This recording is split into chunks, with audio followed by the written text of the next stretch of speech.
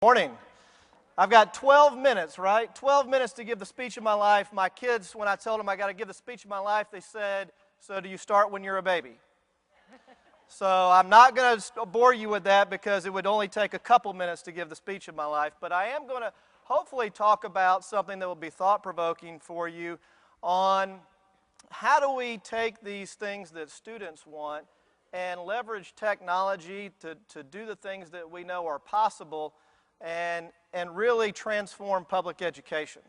And I hope to give you something to think about and to talk about here in a few minutes. As I've worked with school boards and superintendents and educators for over 15 years now, one thing I've found that I think is pretty consistent with most educators, and I would suspect this is the case with most of you, is that educators got into this business to make a difference.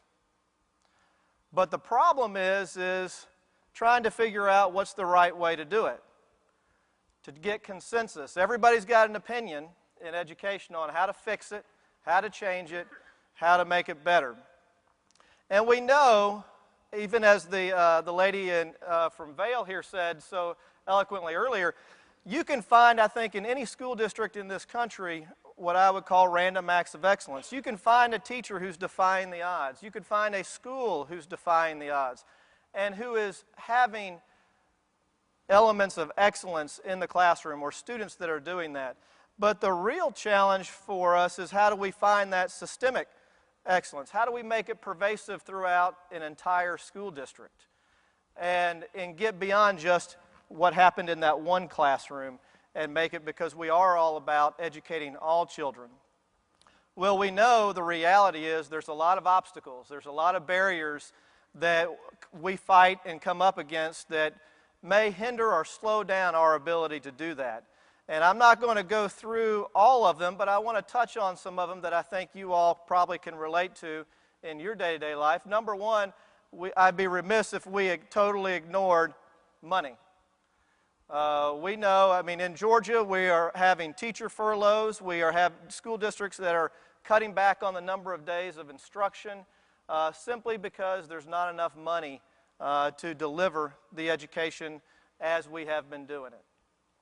We know that there are federal mandates that are things that are out of your control. The federal government is more involved in education than ever before, and that's a reality that we're facing right now. We know that each of the states pass down mandates of what you can or can't do. We also know there's a lot of challenges and obstacles down at the local level where education is occurring.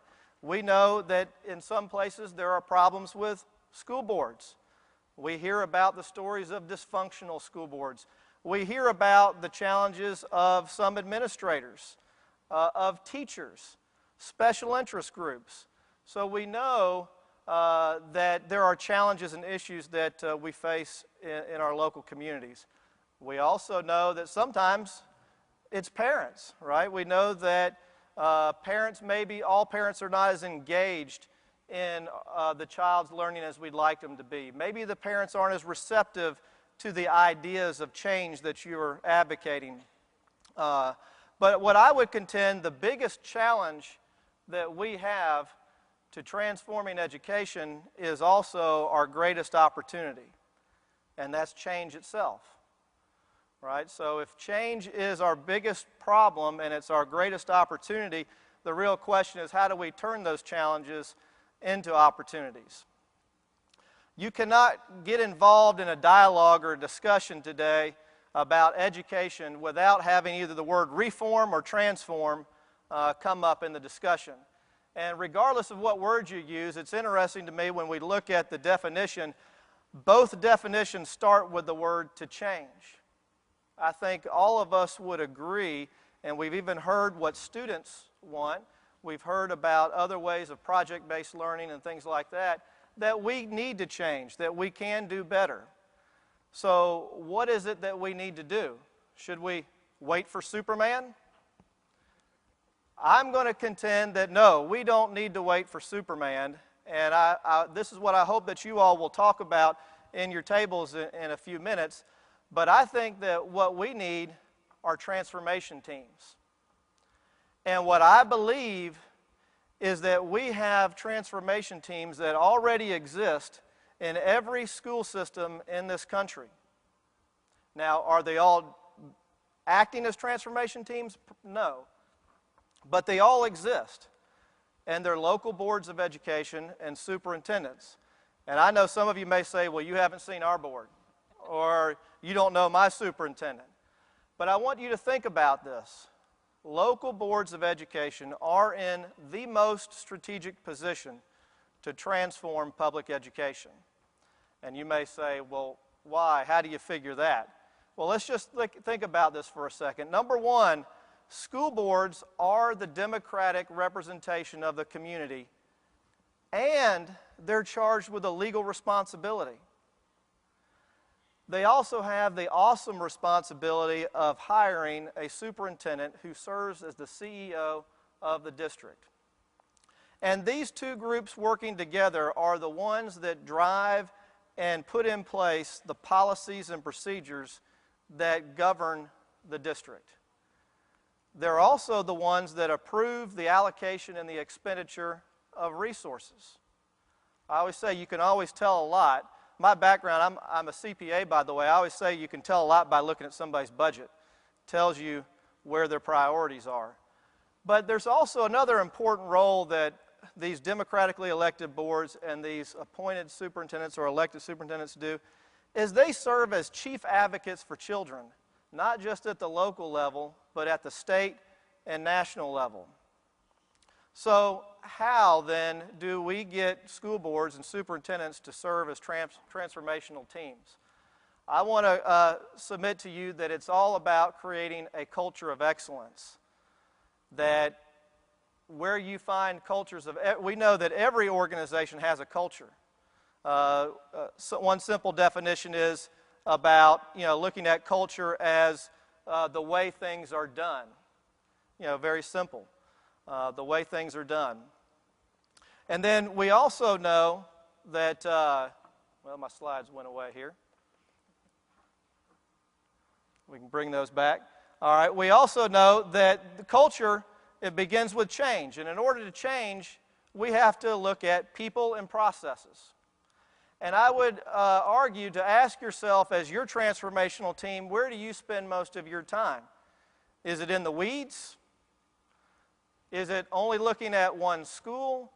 Is it only looking at your district? Or are you even looking at a global perspective? And there is a proper time and place for all of these, but are you spending more time out of the weeds rather than in the weeds?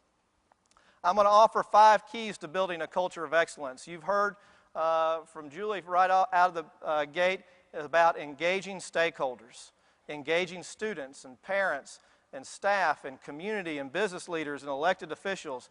School boards and superintendents are in the most strategic position to be able to do that, to be able to be the conveners of these stakeholders, and there's lots of resources out there to help you do it. And then plan strategically. I love the quote that says, a vision without a plan is just a hallucination. And we know we first have to listen to our stakeholders, listen to the students, listen to the staff, and then we need to put together a plan. And in Georgia, we've put together a model to help districts do that, a continuous improvement model, to make that not just an event, but a part of the culture in which you operate in. And then you've got to align resources. You've got to look at if you've listened and engaged, and if you have put together a plan, then are you aligning your work? Are you aligning those policies and those procedures? Are you aligning your evaluations? Your evaluations are your accountability system.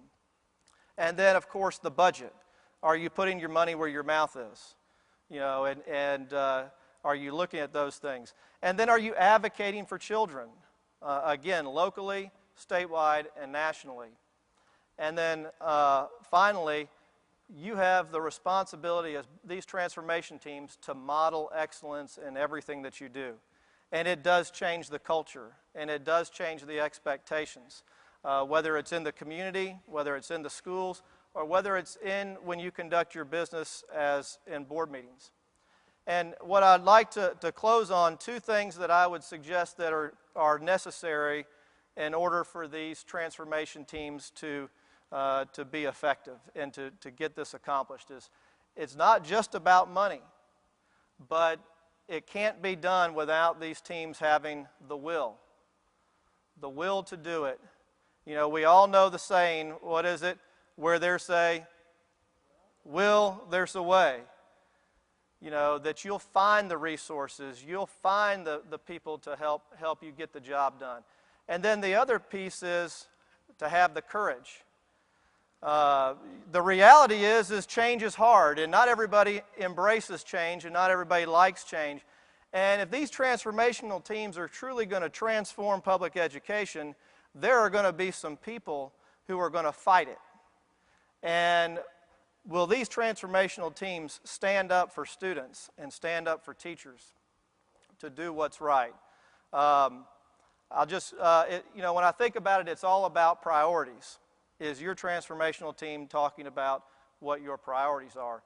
I will close with my last slide here just to say that in Georgia, we've spent the last 18 months, a group of board members and superintendents have been working for over 18 months now to really come together and say it's time that we in public education stand up and say what we're for, not what we're against. And what do we believe as the educational leadership about how to move and transform education for the future. And it's engaged all of the stakeholders in the process. I'd encourage you to go to that website and see some of the reports that are coming out of that work as we're wrapping up phase one. So again, I hope that that's what we can do, is create boards and superintendents as transformational teams to truly make this educational experience meaningful and relevant for our students. Thank you very much.